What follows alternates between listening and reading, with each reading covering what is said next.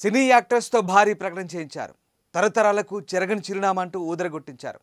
ఆ యాడ్ చేసిన వ్యక్తులు మామూలు వారు కాకపోవడంతో చాలామంది నమ్మి పెట్టుబడి పెట్టారు. ఇదే అదునుగా భావించి ఆ వ్యక్తి కోట్లు కొల్లగొట్టాడు. ఒకటి కాదు, రెండు కాదు, ఏకంగా 200 కోట్లకు బురిడి కొట్టాడు ఆ వ్యక్తి. ఆ వ్యక్తి ఏంటో, ఆ స్టోరీ ఏంటో ఒకసారి చూద్దాం.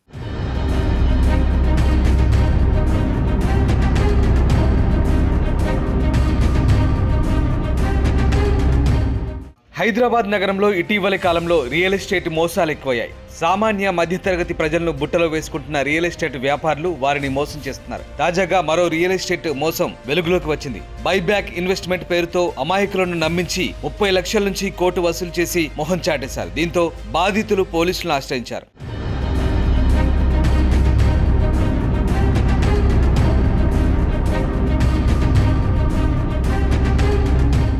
ఈ మధ్యకాలంలో సినీ ప్రముఖులతో కొందరు రియల్ ఎస్టేట్ వ్యాపారులు ప్రకటనలు ఇప్పించి కస్టమర్లను ఆకర్షించే ప్రయత్నం చేస్తున్నాయి. సొంతిల్లు కట్టుకోవాలనే ఆశతో రూపాయి కూడబెట్టిన సగటు మధ్యతరగతి వ్యక్తి ఆ ప్రకటనలు చూసి వెంచర్లలో స్థలాలు కొంటున్నారు. అయితే ఇదే అదునుగా కొందరు రియల్ ఎస్టేట్ మోసాలకు పాల్పడుతున్నారు. సాధారణ ప్రజల నుంచి భారీగా డబ్బులు వసూలు చేసి ఆ తర్వాత మొహం చాటేస్తున్నారు. తాజాగా హైదరాబాద్ నగరంలో మరో రియల్ ఎస్టేట్ మోసం వెలుగులోకి వచ్చింది.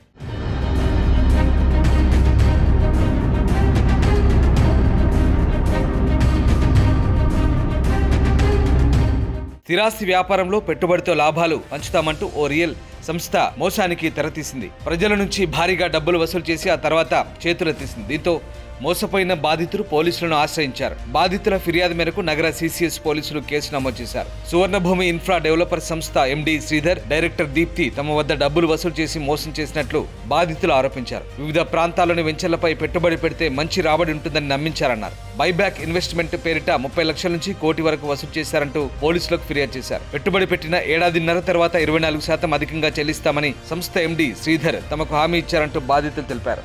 చెప్పిన సమయం ముగిసినా తమకు చెల్లించాల్సిన డబ్బు చెల్లించకుండా వారి ఆఫీసుల చుట్టూ తిరిగేలా చేశారంటూ ఆగ్రహం వ్యక్తం చేశారు. తమకు లాభాలు ఏం వద్దని చెల్లించిన అసలు నగదు ఇవ్వాలంటూ అడిగితే అసభ్య పదజాలంతో ఇష్టం వచ్చినట్లు దూషిస్తున్నారన్నారు. తమపై దాడి కూడా చేసేందుకు సిద్ధమయ్యారంటూ ఆవేదన వ్యక్తం చేశారు. డబ్బులు డిమాండ్ చేయడంతో తమకు చెల్లని చెక్కులిచ్చి 3 ఏళ్లుగా ఇబ్బందులకు గురి చేస్తున్నారంటూ ఫిర్యాదు చేశారు. ప్రముఖ సినీ హీరోలు సువర్ణభూమిని ప్రమోట్ చేస్తుండడంతో నమ్మి మోసపోయామని చెప్పారు. తమలాంటి బాధితులు 200 మంది వరకు ఉన్నారని, 150 కోట్ల నుంచి 200 కోట్ల మోసం జరిగిందని ఆరోపించారు. తమను మోసం చేసిన రియల్ ఎస్టేట్ సంస్థ నిర్వాహకులపై కఠిన చర్యలు తీసుకోవాలంటూ డిమాండ్ చేశారు.